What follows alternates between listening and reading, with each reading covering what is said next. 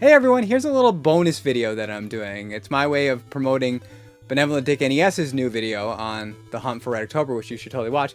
But the reason that I'm doing this video for it, and I'm not just like putting it on Twitter or whatever, is that originally it started out as a collaboration between us.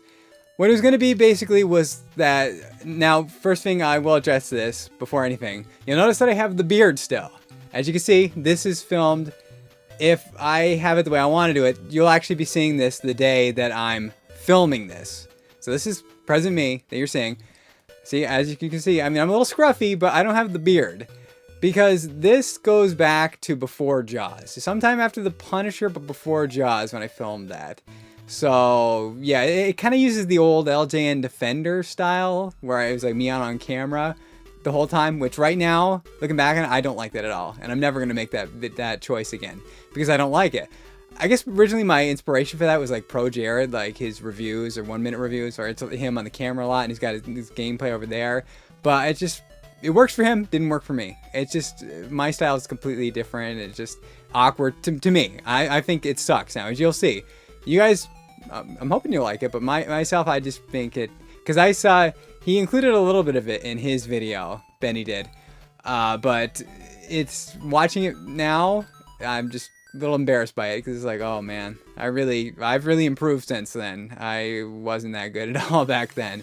But anyway, what happened was, he'd been working on this for a long time, months now, and the way it worked out, he couldn't really find a good way to work my segment in, which is understandable because we were both reviewing the same game. It's not like me and Jay, Dolly Popka, where I was doing the NES, he was doing the Xbox. So that makes sense. We were both doing the same thing, so what he wanted me to do first was kind of do like, and the reason why I say in the video that I only played it for like a half an hour is because I was doing like a initial impressions thing. He wanted me to have like the viewpoint of what most people who play the game do. They don't learn the secrets or whatever, and he knows all the ins and outs of it. But so that's what I was doing. But I'm kind of glad he didn't use it because it's kind of crap, at least I think. But without spoiling anything, he does use it a little bit at the end, and it's hilarious what he does with it. So it's a 40-some-odd minute video, but believe me, it'll fly by. You'll love it. I love it. And stick around for the end for me. But anyway, I'm rambling. I don't know how long this intro is going to be, but there you go. So here's my part that was going to be. It's the unedited thing. I'm going to keep it exactly how it was. I don't really like this video that much, but I'm just going to put it out there. I have, you know, I can face it or whatever. Yeah, I have no shame. So, yeah, I'm not going to muck with it. I'm not going to pull George Lucas or whatever. Here it is, warts and all. So here you go. Hope you like it. Hey everybody! If you don't know me, my name is Matt, and I've been asked to talk about the Hunt for Red October. The Hunt for Red October, as I'm sure Mr. Dick NES will tell you, is based on the 1990 movie starring Alec Baldwin and Sean Connery, which was itself based on the Tom Clancy novel of the same name. This NES release was the result of the collaborative efforts of Beam Software and High Tech Expressions. Most people would tell you that's a sure sign of a bad game, and those people aren't entirely wrong. But as anyone who's familiar with my LJN Defender project knows, I like to find the good in even the worst games. So, I went into the Hunt for Red October with low expectations, as I feel that anyone should when playing an NES-era film-based tie-in title. I normally spend a few hours when I give a game a full review treatment, but for this mini segment, I only spent a half an hour, just enough for initial impressions. As one would expect, you control the titular submarine, and the goal is to make it past a plethora of mines and barricades that will easily decimate the Red October in no time. Adding to the difficulty are the swarms of enemy ships and mounted guns, which will rapidly decrease the armor meter, which acts as a health bar. The Red October has two methods of defending itself against this menace. The A shoots torpedoes out towards the threat ahead, while the B blasts missiles upwards towards enemies above. The vessel can also be angled diagonally, which helps in hitting those pesky guns while remaining out of their line of sight. There are weapon power-ups littered around the levels, but being that this is a cameo appearance, I'll leave that to the Nest Cat. I later found out that the select button apparently activates some kind of shield around the sub, but it didn't seem to keep me from taking damage if I hit an enemy or an obstacle. Oh, and speaking of damage, there are wrench icons whose purpose is to refill the armor meter, but they seem few and far between, and even when they do pop up, it's the quintessential case of blink and you'll miss it. The same applies for the weapon power-ups as well.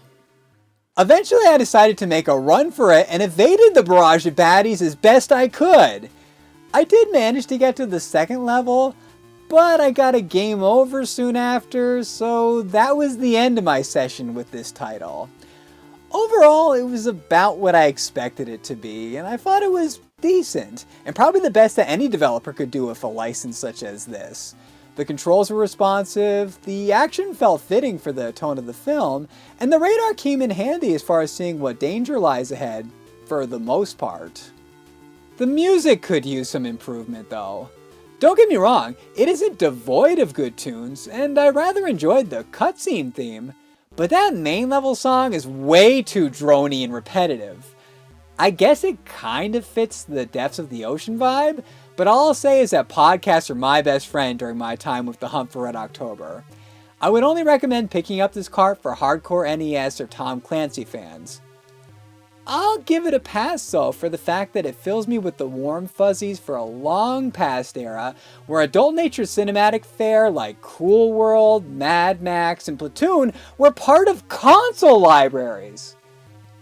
That's about all I have to say about this submarine shooter, so I'll send it back over to you, oh benevolent one. Okay, yeah, so you've watched that now, so you can see what I mean. It's not that great, but now you should definitely check out Bene's video, and if you haven't checked out his channel, please do that as well, because he's awesome. I mean, what I do, what I've become, what my style's developed into with Elden Defender, with from like, there's a little bit here and there, like Back to the Future and whatnot, with the sprites, and from WWF video, the WWF one onward, with the background layers and the sprites. I wouldn't have done that if it wasn't for him, him telling me his secrets and whatnot. So if you guys like my videos, so I credit him for the inspiration for going where I have. So yeah, it would be doing me a big favor if you checked out his channel, because he's awesome. So anyway, that's it. I'm rambling. I've been rambling a lot, so there you go. I think it's time to cut this off, because you guys don't enjoy watching me ramble, do you? Because it's not entertaining for anybody. So anyway, see you guys later, and I want to, hopefully, knock on wood, I'm hoping that the next video will be out August 1st. That's the date I'm shooting for. But I don't know, could get delays. You never want to lock anything down, but I'm hoping August 1st. So anyway, as always, see you guys later, and thanks for watching, and bye-bye.